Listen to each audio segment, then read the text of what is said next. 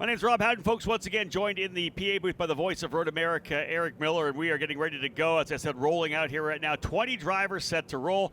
Hey, Eric, we had a really good run in USF 2000. I expect a little more, as I always do, out of the older drivers, the more experienced drivers here in Pro 2000, but they're all gunning for more money as well, so you never know what happens when we go green flag racing. Well, I'll tell you what we saw in USF 2000 in race one was a little bit chaotic at the start and restarts, and we just had a hard time getting going. Yeah. With a little bit more experience, I kind of hope that we see a little bit more green flag racing, but what just transpired across the day for the NTT IndyCar Series, you kind of got to raise your hands and go, what's next? Because it's been a fantastic day so far. Yeah.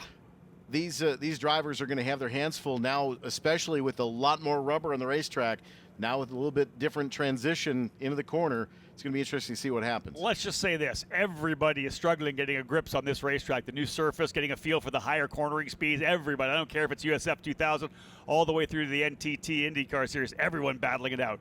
Let's have a look at the grid right now. 20 drivers set to go. We'll start with this driver here for Neotech, the Brazilian Nicolas Monteiro in the number 81, starting in the 20th position outside of row number 10. A brand new team to the series, and they've been picking up speed throughout the season. Alongside him, Jack William Miller from Miller Vinatieri Motorsports in the number 40, the driver out of Indiana, starting in the 19th position. We'll go to row number 9. Exclusive Autosport has their Indianapolis race winner Joel Gramforce, a Swede, on the outside of the 92. They've been finding more speed in that car, so look for him to attack very quickly. Gramforce in the 18th position in the number 92. And on the inside, the young lady, Lindsay Brewer, in the number 93, the C4 Smart Energy car for Exclusive Autosport. Again, finding more speed every race. She will line up here in the 17th position. We'll go to row number 8 on the outside from Delafield, Wisconsin, a University of Wisconsin student, Yuvan Sunder-Amurthy in the number 90 for Exclusive Autosport, starting in 16th. And on the inside from Avon, Indiana, for Turn 3 Motorsports, it's the number 47 of Jackson Lee. Moving now to row number 7 on the outside, Illinois driver Jordan Missig in the Pabst Racing number 19, starting on the outside. That's P14, alongside the winner of the Freedom 90 just a couple of weeks ago at the Carb Night Classic at the Indianapolis Raceway Park. Salvador de Alba from Mexico, the number 91 for Exclusive Autosport, rolling off from 13th. Row number 6, we'll see Liram Zendelli, the German driver for TJ Speed Motorsports, starting on the outside, had missed a flyer, got caught up by a red. Much more speed for Zendelli. We saw him be much quicker in qualifying for race number 2, so he'll be a driver to watch, the white number 10. And on the inside, starting 11th from Mexico, the number 4 of Ricardo Escoto. We'll work our way now into the top 10, starting on the outside of row number 5 from Scottsdale, Arizona. It will be Jace Denmark, a winner here at Road America last year, the USF 2000 program. For Pabst Racing, Jace Denmark at the number 20, starting 10th. Inside of that row as well, Turn 3 Motorsports, Jonathan Brown. They have been very impressive all weekend long. Rolled off the trailer well in the open test on Thursday. Turn 3 looking good. Brown, the Irishman, in the number 2, starting in the 9th position. Moving now up into row number 4 on the outside from Italy, Francesco Pizzi, another one of the TJ Speed drivers, kind of right up there in the top 12, as his teammate's going to be on the outside of the front row. But Pizzi starting 8th in the number 55 outside of row number 4, and on the inside a former USF 2000 champion race winner and also a race winner already this year in this USF Pro 2000 category, the Brazilian Kiko Porto for D-Force Racing in the number 12, starting 7th. We'll move now to row number 3 on the outside for D-Force, Bajoy Garg, the Californian, in the number 7, starting on the outside of row 3, P6. And his debut race here in USF Pro 2000. I got a couple of starts in USF 2000 earlier in the year, ran F4 last year. From Quebec, Canada, Lucas Saint-Jean in the Turn 3 Motorsports, number 3, starting in the 5th position. We'll now move our way up to row number 2 on the outside. Your point leader coming into the event. 3 straight victories early in the season for Miles Rowe in the Pabst Racing Force Indy machine. One of the front runners in USF 2000 last year. Multi-time race winner there as well. The number 99 out of New York, starting in the 4th position. Alongside him, best career starting spot here in the program, a rookie, Reese Ushijima for J. Howard Driver Development. Did a lot of racing over in Europe, but we've got him here now in the USF Pro Championships. The American in the number 6, starting on the inside of row number 2. 20 drivers in the field, 2 on the front row. A top qualifying effort for Christian Weir, another one of the Illinois drivers from Naperville, in the number 32 for TJ Speed. He's outside of row 1 for this race tomorrow morning at 8 a.m. Race number 2, he'll roll him off from pole position. Christian Weir in the 32, starting in the second position. But the driver we had in the booth for the USF 2000 race earlier, last year's USF 2000 champion, he's got the USF Pro Championships scholarship livery on the car. That's the driver to Hartsdale, New York, the number 1, Michael D'Orlando, looking to try to bounce back here after a really rough start to the season. He is going to look to capitalize on a pole position run. So it'll be D'Orlando and Weir on row 1, Usajima and Rowe on row 2. Row 2, Saint-Jean and Garg on row 3, Porto and Pizzi on row 4, Brown and Denmark row 5, Escoto and Zendelli on row number 6, De Alba Missig row 7, Lee Sundaramurthy row 8, Brewer and Grand Forest row 9, and Miller and Monteiro on row number 10. Just over a minute to go before we get the call to fire up these engines, Eric. These drivers all ready to rock. Absolutely, and the first order of business is does Michael follow his own advice and be patient? It's true enough. He talked all about that, didn't he? He did indeed. Yeah, so as if we had Michael D'Orlando up in the booth. He had a really interesting vantage point to see that race play out, as he, I'm sure, will be ready to go to see if he can't get that first win of his USF Pro Championships Pro 2000 career. Again, we are set to go with 20 drivers ready to get out here and get rolling for what will be a 15-lap race. They've got themselves a 50-minute time window to get the job done, and all those drivers with elite engines ready to fire up and get things underway. And to do that, we have one of our guests from L&W Supply joining us here down on pit lane. Folks, the command coming right now from Stacy Rollins. On behalf of L&W Supply, drivers, start your engines! 2 for 2 in the commands here, Rob. That was solid for sure. Thank you, Stacy. Engines coming to life on pit lane. And again, we thought the USF 2000 drivers were quick. These guys will step it up by another 3 or 4 seconds. They're going to hustle the way around here.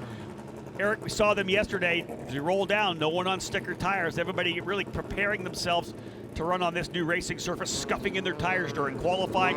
These have already been through a heat cycle, which means we're going to have decent grip levels the first time through 1 and 3. And we talked a little bit about that in that first qualifying session, about that heat cycle. Most racetracks that the series competes on less than 2 miles.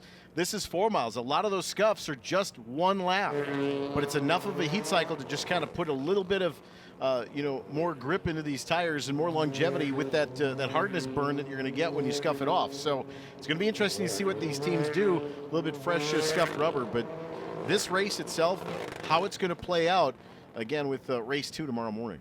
One of the things as well, you'll see a brand new set of tires. They had that kind of sheen on them. Well, there's a compound in the mold, so when the tire's coming out of the mold, it gets pops out of that mold a lot easier. That's the kind of that compound's what you want to get rubbed off the tire as well, so you had that little bit of extra grip. I'll tell you this right now, if you're looking for a cool souvenir here this weekend, if you head over to the Cooper Tire trailer in our paddock right behind the IndyCar and Indy Lights trailers, they're actually selling used race tires for $10 a pop, and all that money goes to the IndyCar ministry. So kind of a cool thing to bring home. People grab them sometimes, turn them into end tables, whatever it may be.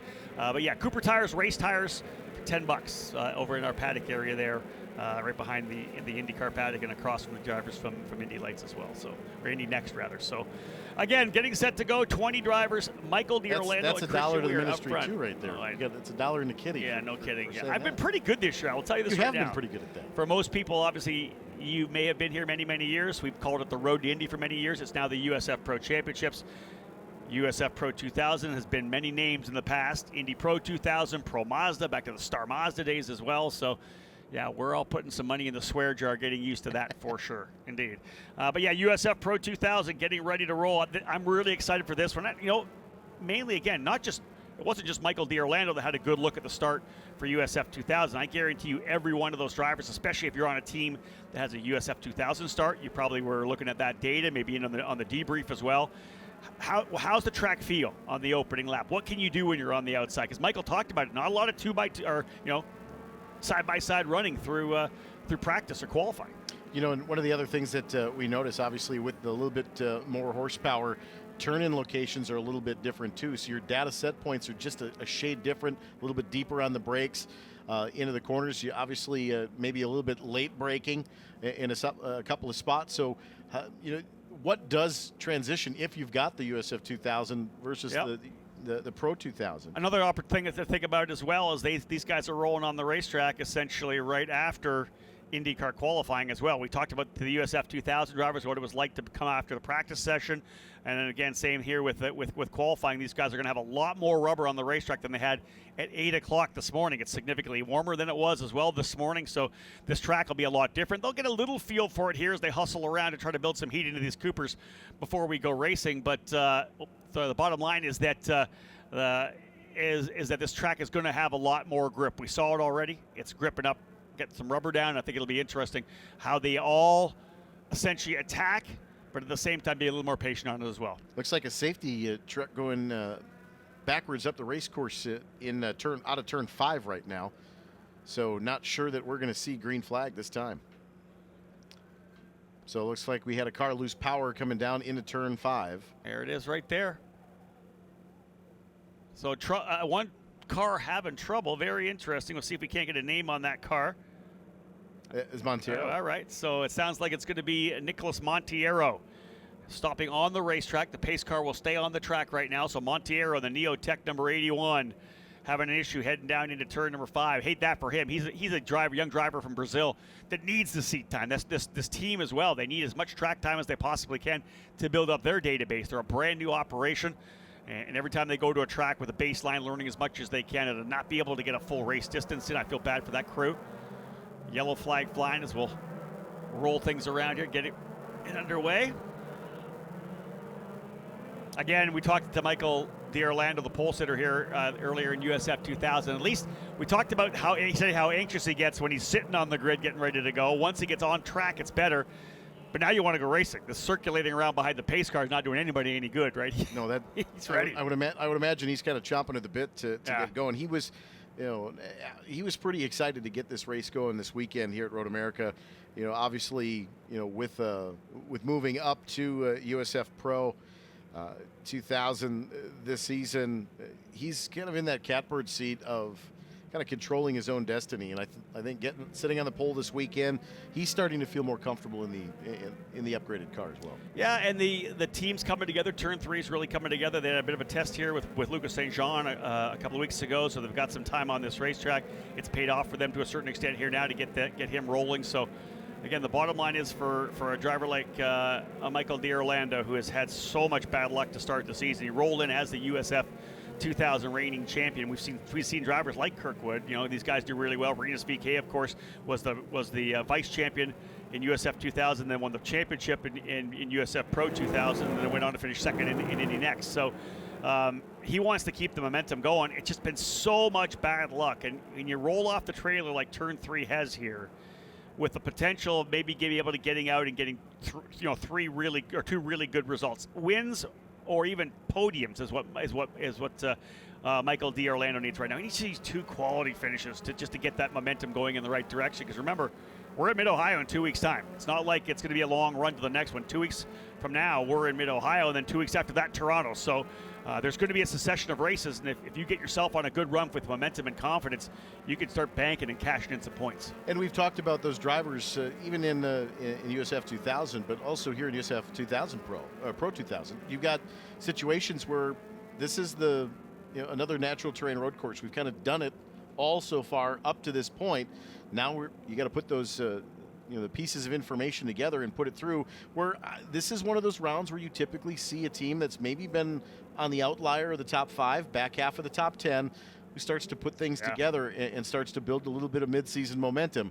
And I think Michael D'Orlando's got the opportunity to do that with Turn 3. He's got a lot of seat time here as well. That's one of the things he mentioned. He's raced here 5 times, but then you get guys that have never raced here before. You talk about Risu Shijima, Lucas St. Jean, the guys coming in from the other programs like a Francesco Pizzi or a Liram Zindelli, right? They've never been on this racetrack before, so in terms of going wheel to wheel. So those drivers are the ones that are going to leverage this right now and try to step up. The guys with experience, the new drivers, are going to keep learning every lap, and now we go wheel to wheel. It's, again, for a guy, think about Zendelli, think about Pizzi, Ascotto. It's their first time rolling down into turn number 1 at Road America at full speed 3 wide. So that's something to experience for sure. And we see 2 wide, 3 wide, and sometimes 4 wide on start attempts. Yeah, let's be real.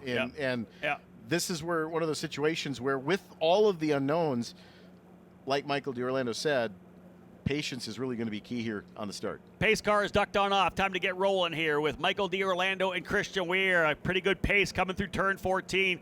Looks like D'Orlando wants to bring them up to the line pretty quickly. He'll line them up as they come out of 14, climbing back up the iconic hill here at Road America. Almost time to go racing here for the first of two. They'll be back on track tomorrow morning, bright and early at 8 o'clock. But right now, as they roll their way up here, it's time to go racing for USF Pro 2000. Green, green, green. And they'll drag race their way down into turn number 1. Not surprising, D'Orlando goes to the bottom of the racetrack, 3, maybe 4 wide. Is anybody tucked to the inside? No. He's going to be clean and green through, otherwise 2 wide to the corner, 3 wide further back. They get through the opening corner cleanly. Now the run down under the bridge here into turn number 1. D'Orlando really leveraging the opening corner. There's contact there further back. That's one of the drivers, I believe, Jackson Lee, I think, with contact in the back there. Loses a rear wing. He's off into the gravel trap in turn number 3. That's definitely going to be a full course yellow. I don't think he'll be able to get out of that trap. No, yeah, there's Jackson Lee's machine right there. Tough one for him for sure. I think maybe front wing. Everybody else racing. I would bet they'll let them race all the way over. There's the front wing there too for I think Juven Sooner or Murthy. They're gonna. I would expect let them race. Oh, look at that! Pizzi throws it on the inside of Saint Jean. He'll go off because the yellow's in turn number 3. I would expect to let them race all the way over to 14. Let's let these guys settle in a bit, get that 1 lap in. No, full course. I'm surprised they didn't let him race a bit longer. Normally we'll do that, but they did give him at least a half a lap to a certain extent to sort things out. Pizzi tossed it up the inside on Saint Jean at the top of the hill. So obviously speaking, with the stranded car of Monteiro, time clock started. That lap counted under the pace lap, so it went. This is now working lap 2. So this is technically the second lap in the opening. But I don't see a lot of damage to the car of Jackson Lee.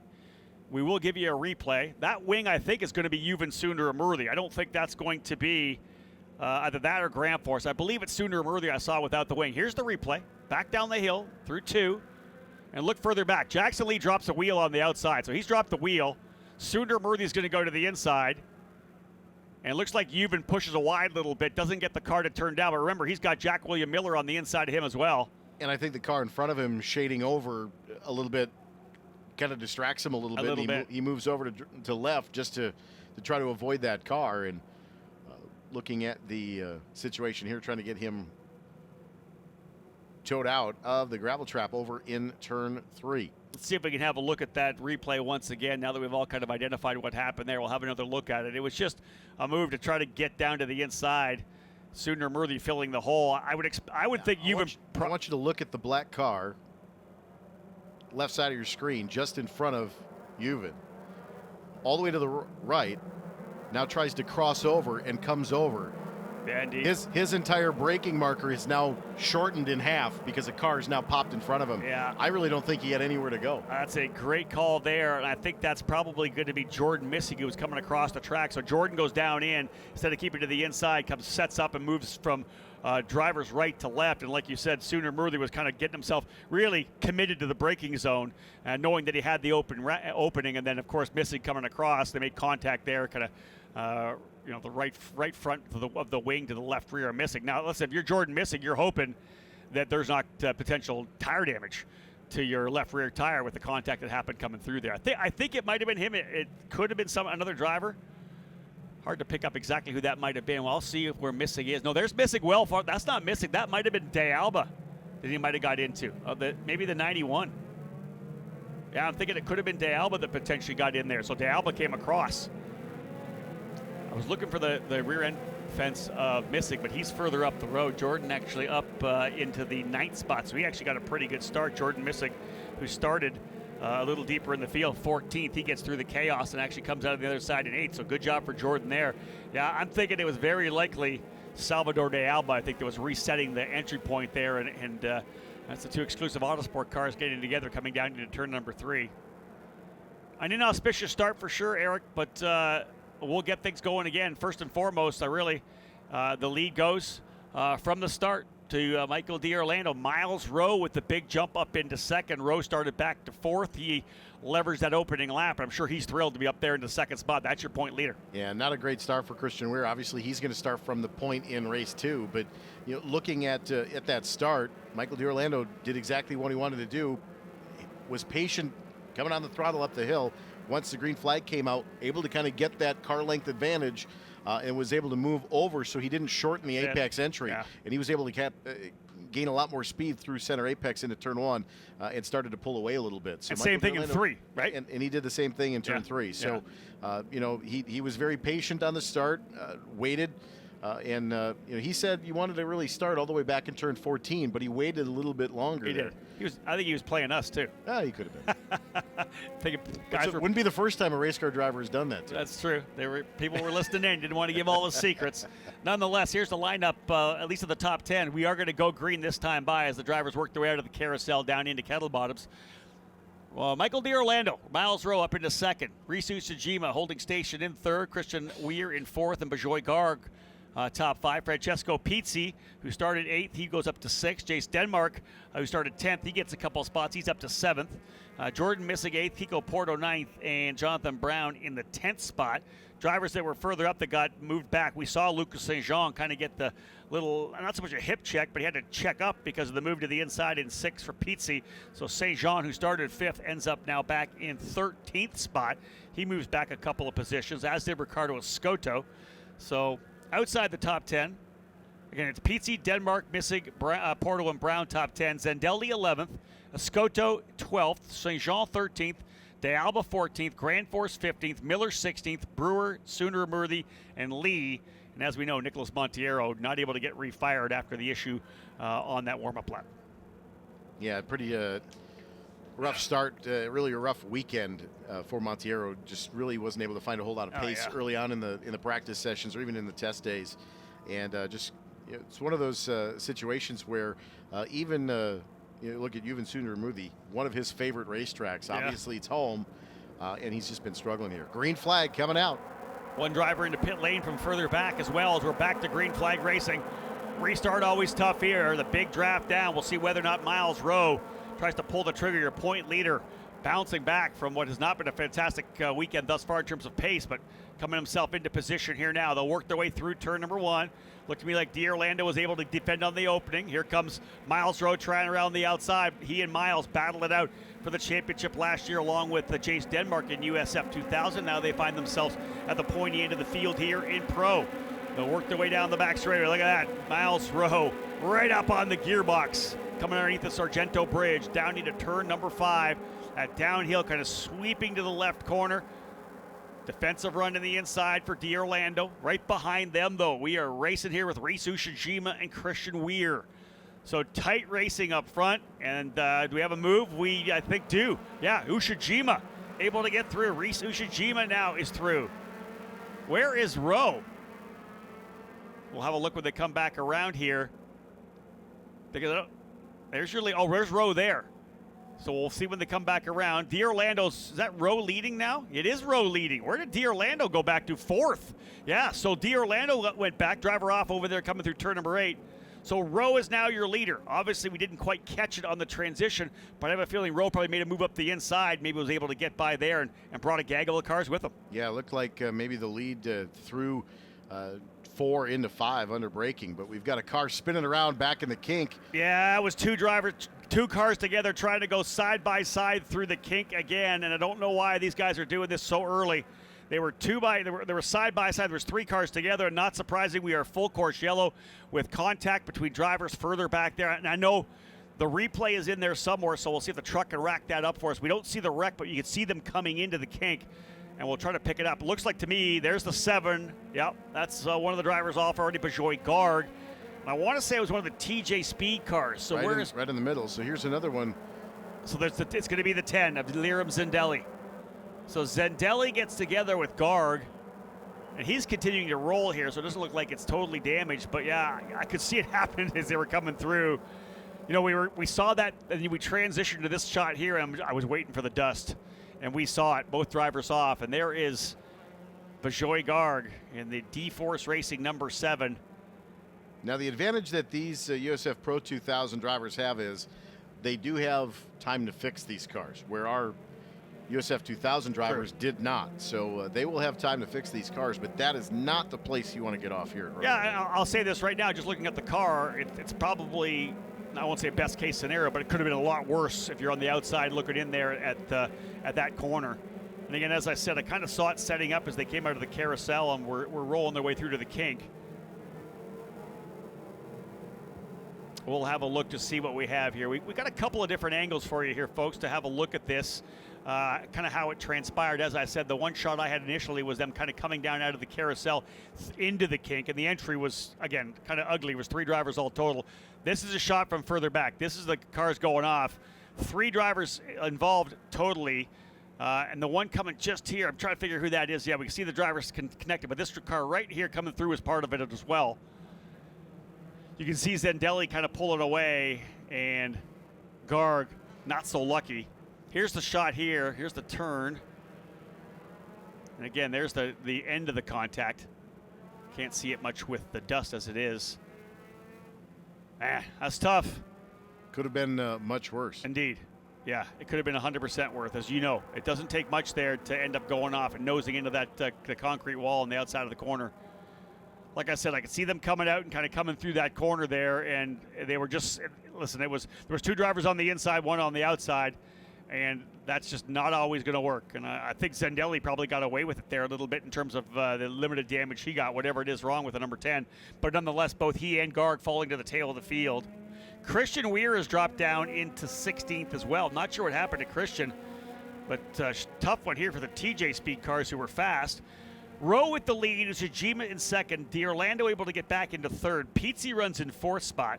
5th is Jace Denmark ahead of Jordan Missig. 7th is Kiko Porto.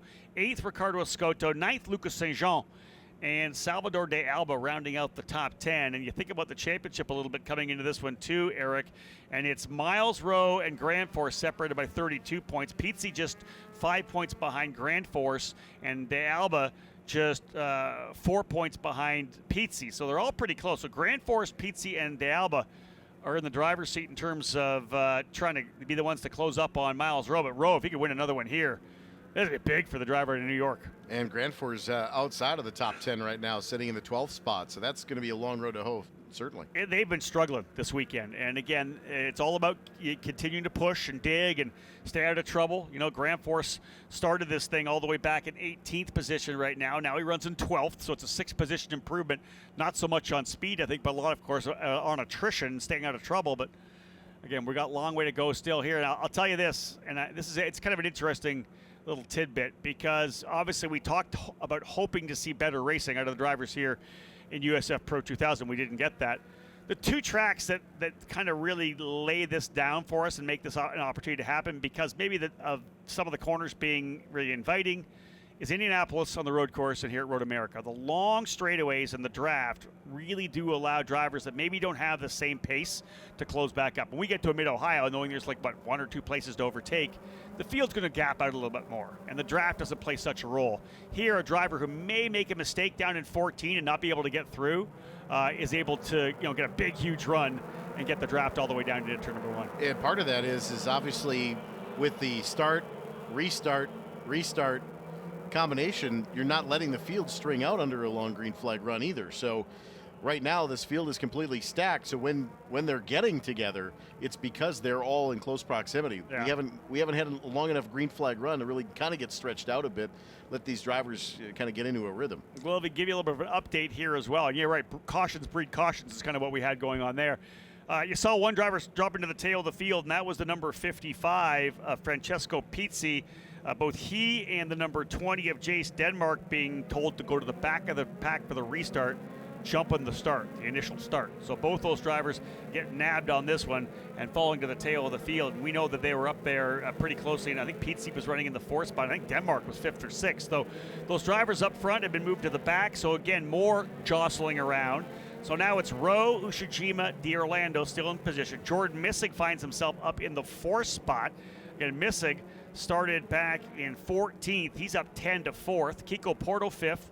Ricardo Escoto now 6th. Lucas St. Jean back to 7th. Salvador de Alba, Jonathan Brown, and Joel Gramforce top 10. Lindsey Brewer 11th. Francesco Pizzi 12th. In fact, they'll go a little bit further back. Pizzi's going to go all the way back behind Sooner, Murthy, Miller, Weir. So it'll be, I think, 15th and 16th for Pizzi and Denmark after that penalty moves him to the tail of the field. So we've had a ton of action, but it's not all wheel to wheel. We've had a couple of incidents, a couple of rulings from the race directors. So, man, we're shaking things up. Not much green flag running either, which is disappointing. We do have a lot of time still, 31 more minutes remaining.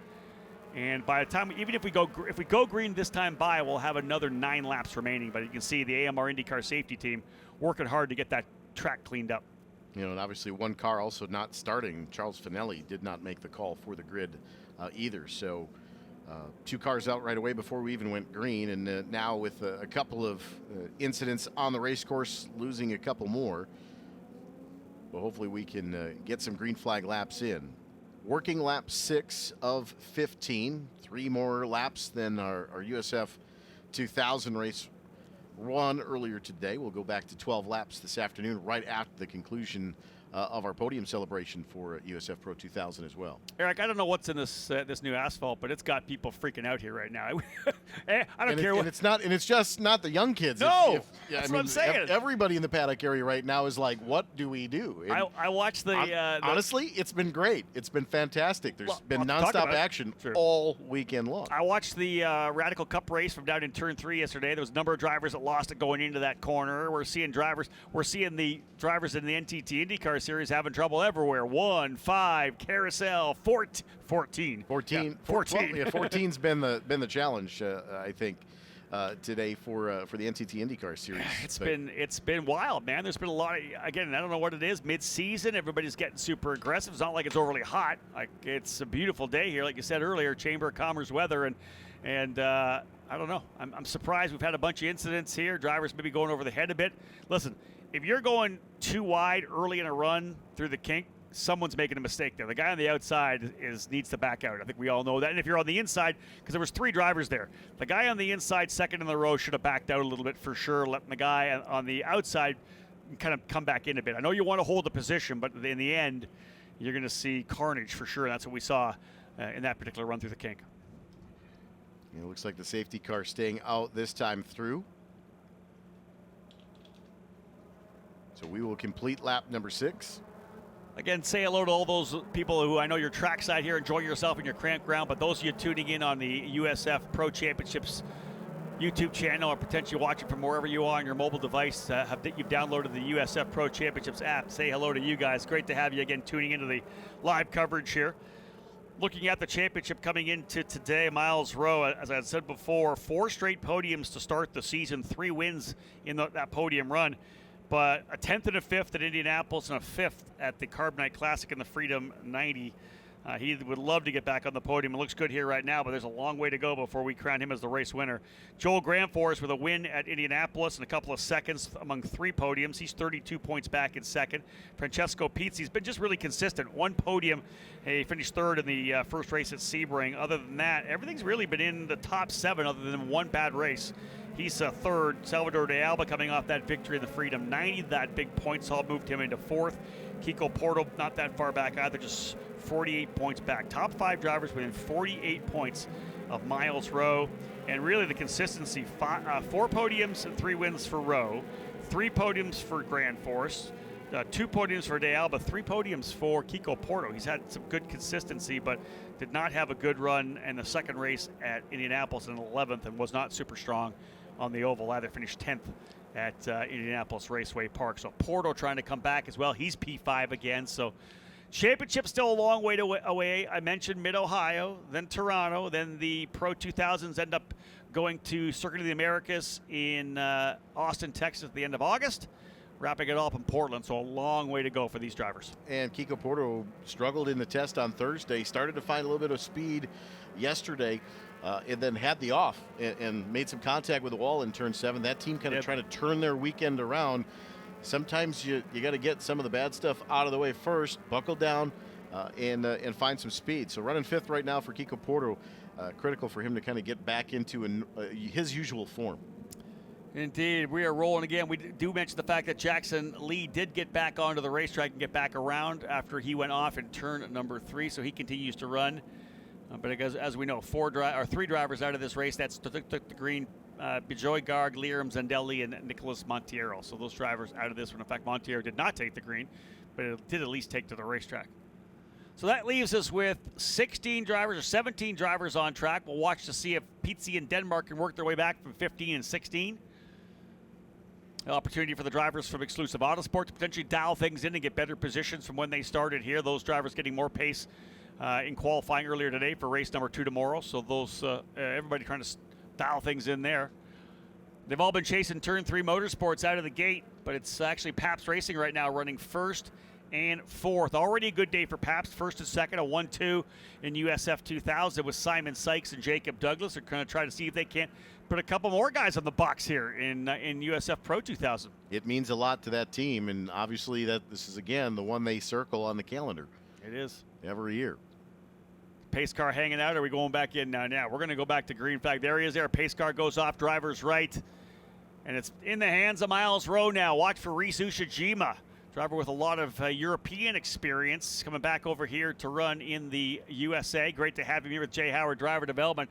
He's looking for that first win. You know, D'Orlando ready to capitalize, having lost the lead on that last lap. We're back to racing, and there is a train of USF Pro 2000s coming back to the green flag. Aaron Likens giving it a wave here at start-finish. And away they go, down into turn number 1 once again. How wide do we see him span out this time? Too wide. Around the outside for Rhys Ushijima, and he'll come across the bow from drivers left to right, and I think Ushijima's taking the lead. Good shot from the inside indeed. Rhys Ushijima in the lead. The Jay Howard Driver Development pilot up front. I like that opening lap attack for Ushijima as he's able to get by Miles Rowe, but as we know, look for Rowe to try to fight back. Ushijima's going to do a little bit of weaving up the straightaway. You're only allowed the 1 move. How about 3 wide under the Sargento Bridge?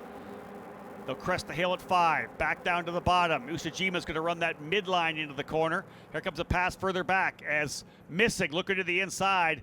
But as you know, Eric, if you're running the outside there, you get a better run. And there's a driver around. That's Christian Weir. Oh, it's been a rough weekend for Christian Weir after qualifying P2 and P1. It's not going to happen here in race number 1 as he'll drop to the tail of the field. And Michael D'Orlando said you can win this if you're in the top 5 towards the end. You've still got that chance with the draft. And the toe in these long Road America straightaways could be biding his time, keeping the tires cool, make the run towards the end. But that's guessing you're actually going to get to the end. We need a couple of laps under green here. Jordan Missig going to work on his teammate Miles Rowe. Jordan Missig, here's one thing about Jordan. He knows this racetrack. He's driven here many times out of the Illinois. This guy has driven here before in Radical Cup. We've seen him here as well in Pro. And he's going to work on Miles Rowe. Jordan Missig, I think he believes he can win this. He's got a hot rod. He's going to move to the inside of Rowe. Can't quite get it done. And actually, it's Michael D'Orlando to the inside of Missig. Took it back. I thought that he was going to get the job done coming in there. May have ducked out a little early. D'Orlando goes back to P3. Missig, who looked like he was going to second, finds himself back to P4. And up the hill once again. Rhys Ushijima for Jay Howard Driver Development is the leader, but here comes Rowe back in the slipstream once again.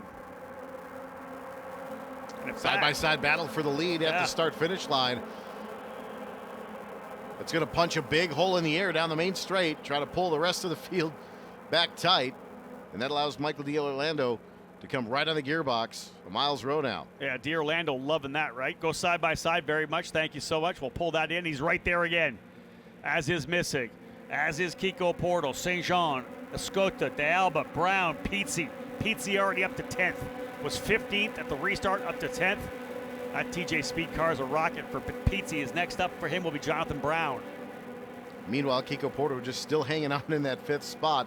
Lead group kind of starting to stretch out a bit, but D'Orlando battle for 2nd spot under braking to the inside. You know what? Having Michael up here was perfect timing. When I invited him up after the pole, I'm thinking this could be really good because there's a side-by-side run for Missig. Going to the inside, Usajima. He's going to get it done around the outside of turn number 7. Book it. We talked about the opposite move down the straightaway. The leaders side by side. That pulled him right back up into the battle. and now they go side by side behind him in his mirror. That's what he wants. He wants to chase the rabbit out front, let the battle fight behind him. And you know what? Making that move and be able to pull away, really solid run there for Michael D'Orlando. But the little insight that we got have him in the booth here, Eric, talking about the fact that he believed he needed to be patient, that he could kind of relax a bit. He knows he needs a good run. Even though he's trying to chase down Miles Rowe, you know he's going to try to go get him. But even a solid second-place finish here would be huge for D'Orlando. He needs to put some good numbers on the board. And the other thing that he said is he was struggling with a little bit of front grip, and that may just be trying to be patient. 4 wide in the 12. Oh, my goodness. 4 wide coming down into turn number 12. Do they get out cleanly? They do. Wow. They're getting aggressive here further back. Quite as clean as we'd like, but somebody dropped the somebody wheel. dropped the wheel. Yeah, one of the turn 3 cars, I think, potentially from the tail of the field. Here's a big move up the inside.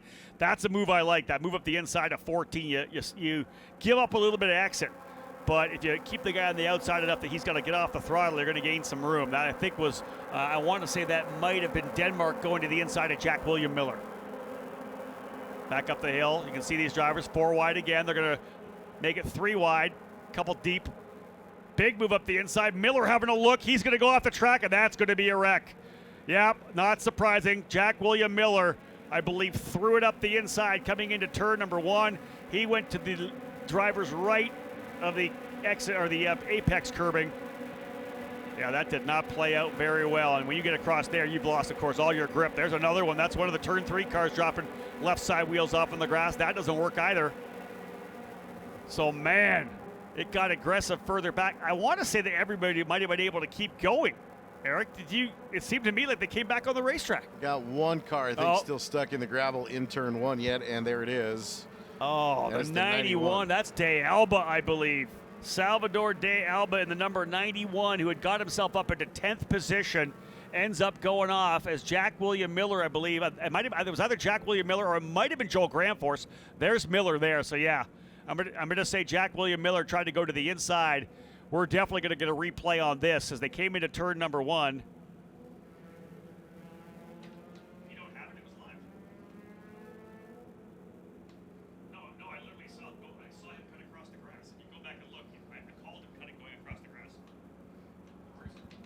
So hopefully we'll see if we can't get a replay. If we can't, it is what it is. But coming down into turn number 1, they were side by side, and De Alba was rolling into the corner. Miller thought about going to the inside. I think he probably broke himself, didn't get on the brakes, and the only thing he could do was essentially bail out to the right. I think what he did is kind of just pitched it into the grass just to try to avoid, but that didn't work. Looked like the gap he thought was there closed rather quickly. So the winner of the last race, which was the Freedom 90 at the Carb Night Classic at IRP, is not going to score a victory here. That is Salvador De Alba. He ends up at the beach on the outside of turn number 1.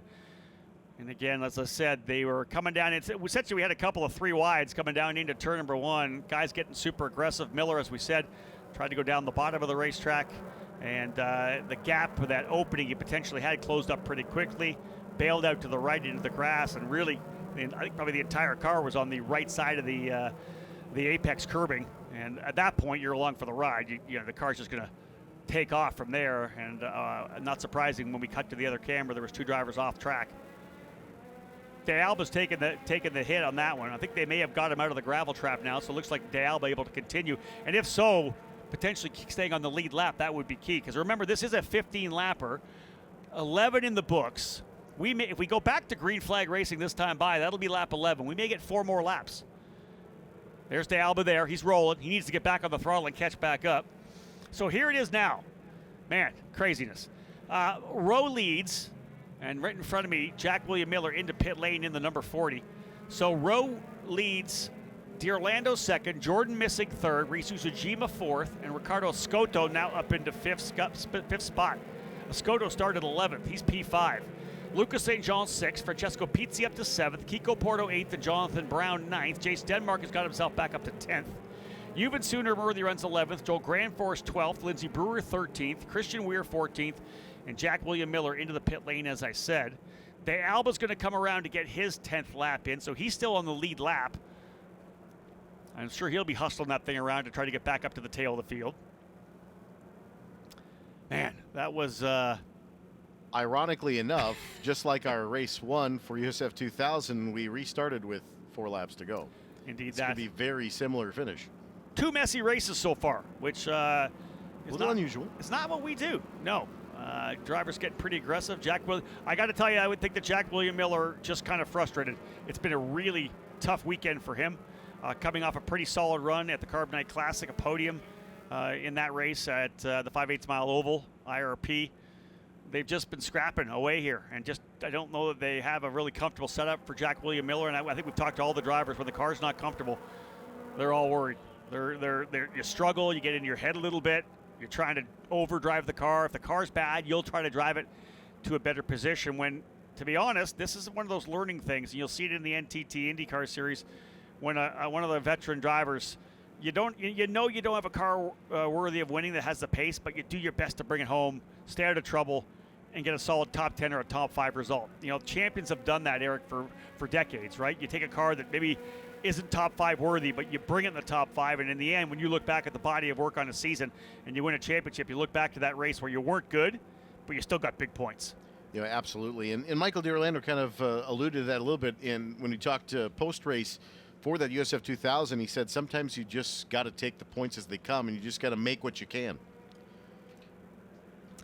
All right, let's have a look at this incident again as we come back around. Here's this turn 1. This is what I'm talking about. Look further back, the second group. So they're coming to the inside. Jack William Miller looks to the inside, and he's got nowhere to go. No, that's not Jack William Miller. That was Joel Grandforce. On his teammate. That's teammate on teammate crime. And the trouble for Jack William Miller, this was not his issue. He was on the outside. He was a victim there, absolutely. Oh, you're toasted. You're on the outside. Here, look, watch them come through here. We're going to see them come across. And boom, there they go. Miller's got nowhere to go. He gets collected. So Grandforce on the inside comes through. He clears out De Alba, and De Alba loops it around. And I know we're going to go back to green flag racing, but we got a while here. Oh, what a horrible weekend continuing for Jack William Miller. Was on the outside, not of his doing at all. I thought that was him on the inside. Wow. And we will go green this time by one driver popping out early. Green flag flying. That, I think, was Reese Usajima, potentially an early jump. Or Ricardo Escoto, either one of those drivers jumping a bit early. So we're back underway. 11 laps in the books. So we would now have 4 laps remaining if we can get through this one. Drivers have been struggling with turn number 1. A couple cars running wide in turn 1 to the excess runoff. 3 wide down into turn 3. Yeah, Escoto on the outside, Usajima on the inside, and then right there, Jonathan Brown and Lucas St. Jean as well. So as they come down to 5, man, I'm gutted for Jack William Miller. That's a tough one. Again, it's just been such a rough weekend, and as I said, I thought that was him on the inside. My apologies for the error there. It was actually Joel Grandforce, another driver who obviously, wins at Indianapolis, second at IRP, and then just struggling here this weekend. Throws it to the inside. Both he and Miller with kind of the same mindsets, very likely of trying to salvage something here. Miles Rowe, very defensive. There's contact there 6. as well. That was the number 4 of Escoto trying to pinch down on, I believe, Pizzi, and that wasn't going to work. He pitched down. They went around. Hopefully we can have a look at that replay a little later. This is crazy right now. There's just these drivers are driving over their heads. They're trying to see if they can't salvage something. They're throwing it in on each other. Man, we may have another drivers meeting at the end of today before we have the pro drivers roll, because, man, these guys have been a little kooky today, just getting so over-aggressive. And listen, this track doesn't need the over-aggression either. I think we know the fact if you're a fast car, you can make a solid move, but these guys are trying to get things done in places when you haven't really made the move yet. Yeah, and race car drivers are a funny breed. Sometimes it's very difficult to rein them in just because it is just so laser focused on what's ahead of you just beyond the front wing. But right now, out front, Miles Rowe running a little bit of a defensive line and starting to pull away from Michael D'Orlando and Jordan Missig. Jordan Missig and D'Orlando are going to have, I think, a really nice tussle here for second spot. Watch when they roll back up the hill here. I want to say, I think that is D'Orlando actually the leader right now? He is. He has taken back that lead. So D'Orlando back out front. We did not see it. I think D'Orlando back to P1. Indeed, he is. Jordan Missig goes to second. Miles Rowe back to third. We didn't see that as we were probably looking at those replays. They were able to get back through, so Michael D'Orlando has taken back the lead. Jordan Missig, again, I've talked about the fact that of all the racetracks on the circuit, this would be the one that he probably has the most seat time on. He's raced here in Radical Cup many times before. Joel Grandforce into pit lane, and I would expect that's likely a drive-through penalty. Yeah, so a drive-through for Joel Grandforce for the incident, probably instant responsibility over in turn number 1. Man, again, I feel for Jack William Miller. He had to pit. We'll see if he's able to come back. He's 16th right now, but look at these guys still scrapping it out over the last couple of laps. Good battle there further back as well between Lindsay Brewer. She's dicing it out here right now, I think, with Lucas St. Jean. So that's a good battle. 11th and 12th. I think that moves her into 11th. Lindsay having a good run. Listen, this is a young lady who is, I've limited run last year. She would be like 4 seconds off the pace in the first session, but she would lop a second off every session to the point where she'd be within a second of the leaders, and sometimes turn some really good race laps. The more she drives, the more she's in the gym, the better she's going to get. Lindsay Brewer has done a great job here for Exclusive Autosport and C4 Smart Energy. Miles Rowe now trying to chase back down Jordan Missig. Missig sitting on the second step of the podium right now with Michael D'Orlando out front. But again, watch, not saying that he's going to win this race. 3 laps to go. With this series, it's a long distance at 4 miles a lap. But Michael D'Orlando said if you're in the top 5 with 4 or 5 laps to go, you're still in it. That's it. And he's in good place right now, as we know. I'll give it up for Missig as well. Jordan Missig comes in here 13th in points, a 5th at Sebring, his best result. And a second or a third, a podium finish for Jordan Missig here would be massive. A couple of Pabst drivers as well. Miles Rowe has gotten around to Missig now. Rowe got around, so he's gone to P2. We'll see if Missig tries to fight back, though. He's going to want to get a second to potentially give himself a chance to roll to the win, but it would be big for Missig to be able to get the points he needs. 12 or 13 laps in, 2 laps remaining. Michael D'Orlando up front. Rowe, though, your point leader. Again, if you're Rowe at 32 points up and you've got D'Orlando chasing you, who's 84 points back, you don't throw this one away. This is one of the ones you bring home in second. You push to see if you're faster, but you don't throw this one away because you're driving so well here right now. He's trying to reel him back in, but it's not one where you maybe throw a slider on him to try to get the race win, knowing that you can come away with a championship. Remember, over $660,000 to scholarship that would move him to Indy next in 2024. Michael D'Orlando, a half a tenth faster than Miles Rowe that time through.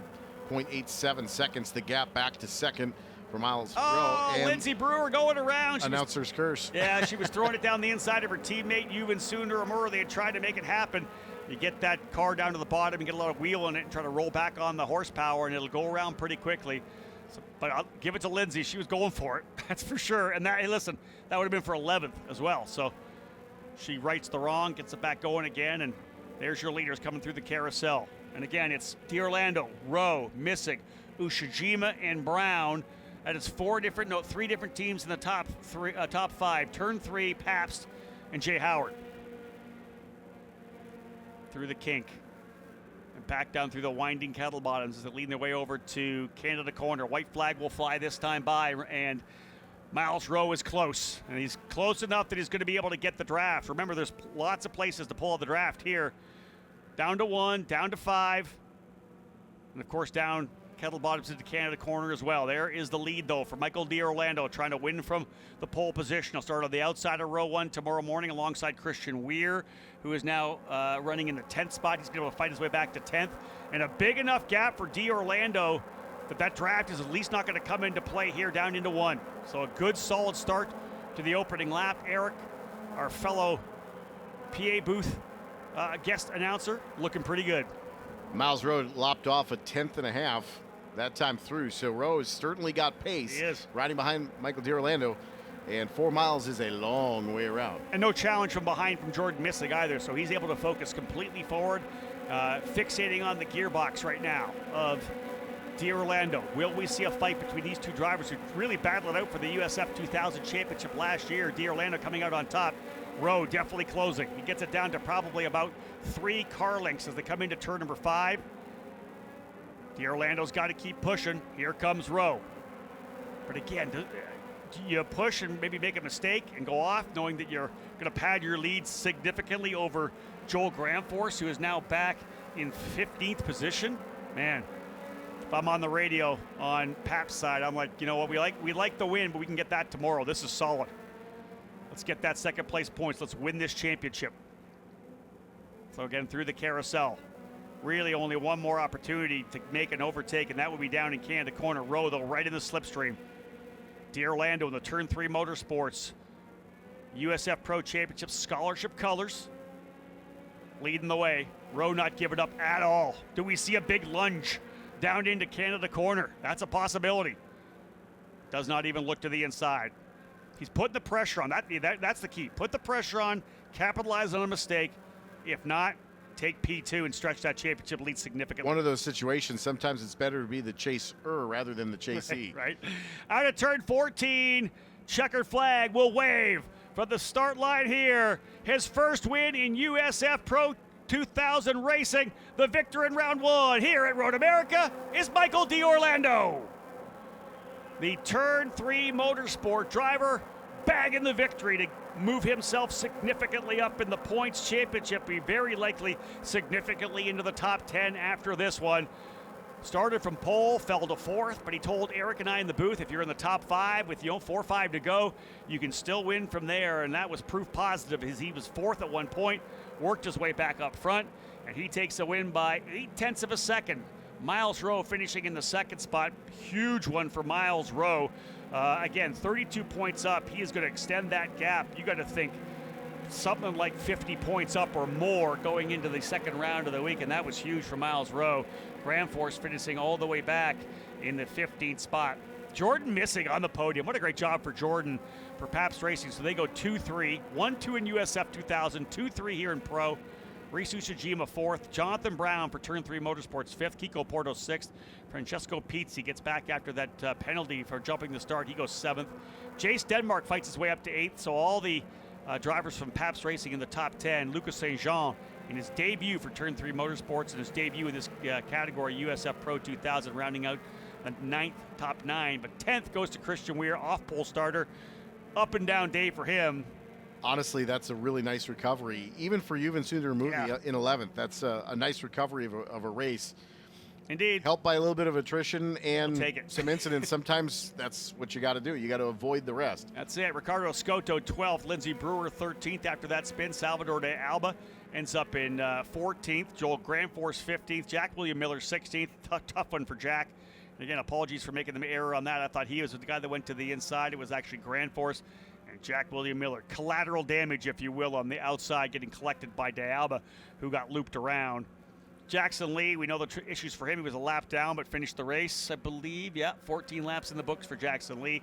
Bajoy Garg and Liam Zandelli, the contact over in the kink, and Nicholas Montero not able to get that start at all.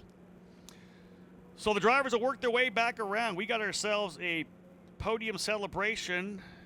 My colleague Jeremy Shaw will handle that from downstairs. Well, you and I will stay up in the booth until we have to pass it off to him. But Eric, that was a pretty solid battle throughout the race. You know, we had Rowe leading at one point. I thought Missig was going to go to the lead at one point there. He got such a good run on Rowe coming down into the Canada corner, but somehow it actually ended up being Michael D'Orlando was able to get by him into that corner. All in all, there was just some pretty aggressive racing, and I don't like seeing all the yellows, but I'm pretty happy seeing some pretty good racing at parts. A lot of really strong overtakes. I think it doesn't surprise me that Michael D'Orlando won that, but he was very truthful and honest when we asked him the question, you know, what are your thoughts on taking the checkered flag here? And he said, I just have to be patient. That's it. And he was. That's it. And he even said he would drop back a couple of spots. This is it right here. Again, the first victory in this category. And yes, folks, he is 6'3". One of the, I think, probably the tallest guy in our paddock right now. That's Brian Hallahan there, team owner. Nearly a foot taller than me. Before. Listen, there's team owner Peter Dempsey coming in as well. Man, that's a huge victory. They have had such bad luck. That's Mandy Dempsey as well.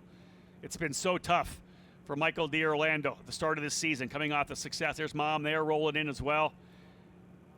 Tom Knapp, there's brother Nicholas, who he talked about the fact that I thought that was a great deal, talking about the fact that he feels bad that his brother Nicholas doesn't get a chance to race. When you've got a couple of sons that want to go be race car drivers, it makes things awful tough for sure. But the bottom line here is that Michael D'Orlando puts himself as one of the winners on the season. And listen, great run for Rowe, but we know it. Momentum, confidence. You know, get somebody like D'Orlando with a quick race car. he can find himself piling up points for the mid part of the season. Well, not only that, how often don't we see that you get your first one and the second one, third one, fourth one happen in quick succession? Would not be surprised to see Michael D'Orlando win a couple more as this season continues to progress here in USF Pro 2000. Yeah, hey, listen, floodgates often open up, right? A lot of the times it's for a lot of the younger drivers coming in, like the USF 2000 drivers that finally get that first hit of confidence and know that they can win a race. That's normally when you see it. But again, a guy like D'Orlando, who's won so many races in USF 2000, then to get kind of beat down at the start, this rekindles that confidence, rekindles that fire. And this is going to get him right back into it as well. Because I could see throughout the early part of the season, man, he was really beaten down on him, that he wasn't getting any luck at all. And how often do we talk about that no luck? You kind of get in your headspace a little bit. Yeah. You know, and then when you start thinking negative things tend to continue to happen. Yeah, again, I 100% agree with you on that. It's just the opportunity, I think, for a guy like that to get that confidence rolling again. And listen, he's going to start in the front row alongside Christian Weir. He's got another shot at being up front. From here, as we walked away from the booth after the race he did with us, he said, I go from here to my favorite track, Mid-Ohio. He's done so well at Mid-Ohio. So if the confidence comes out and the momentum comes out of this week and rolls into 2 weeks from now, a track he loves, I think he's obviously going to be in really good shape. Down in Victory Lane right now, of course, getting things dialed in. We'll get the drivers out of their cars and getting ready for the podium presentations. As I said, Jeremy Shaw will be down there for us to get things rolling here. And we got hardware to pass out. Again, the drivers of the L&W Supply Grand Prix of Road America. Fantastic racing, folks, and let's get things underway from Victory Lane. We'll throw it down to Jeremy Shaw. Thank you very much indeed, Rob Howden. Here we are down in Victory Lane after the L&W Grand Prix of Road America, the first of 2 races this weekend for the USF Pro 2000 Championship presented by Cooper Tires. Let's first of all give a big round of applause for our third place finisher today. That will be for Pabst Racing, Mr. Jordan Missig, his first ever podium for Jordan to present the trophy from L&W Supply. Guest of is Logan Weagle. Thank you, Logan. Tremendous drive there by Jordan Missig from Illinois, so a local driver here and a local team as well. A great weekend for Pabst Racing. In second position today is the championship leader for Pabst Racing with Force Indy, Mr. Miles Rowe. And to present the trophy is Hank Woodruff, another guest of L&W Supply. Thank you very much, Hank. Tremendous job for Miles Rowe, the championship leader. So he extends his championship lead with that victory today. But our race winner today for the first time this season, last year's winner of the USF 2000 presented by Cooper Tires from Hartsdale, New York, representing Turn 3 Motorsports, is Michael D'Orlando. And to present the trophy to Michael is from L&W Supply, Laurie Woodruff. Laurie, thank you very much indeed. Wow, that race win's been a long time coming for Michael. He's had all sorts of bad luck this season. He's had a couple of pole positions, started on the pole position for today's race, but Michael, that was a challenge. Tremendous. You've got to be so relieved to get this first victory under your belt. Yeah, it's been a hard season. I think Turn 3 can agree with that one. With the momentum we've had last year, we've had the speed, we've had the pace, but it's just been so troubling to not get this win and not get the podiums that we deserve this year. And I'm up front with Miles Rowe and Jace Denmark. I'm in the Pabst sandwich right now. But yeah, I couldn't be more happy. My streak is finally broken. That Turn 3 #1 priority car is a monster. It's a machine, and it's the first of the season. Look, just before we let you go, before you celebrate properly here, you had to work hard for that one. Yeah, I mean, Miles was really quick. I got shuffled back in the start, but, we had a quick car, some smart moves, making sure that we're not super aggressive and, take our time through the race, and we made it work. Well done. So our top 3 finishers in the L&W Grand Prix of Road America Round 1. In third position, Jordan Missig for Pabst Racing. Second position, Miles Rowe for Pabst Racing with Force Indy. And our race winner is Michael D'Orlando for Turn 3 Motorsport.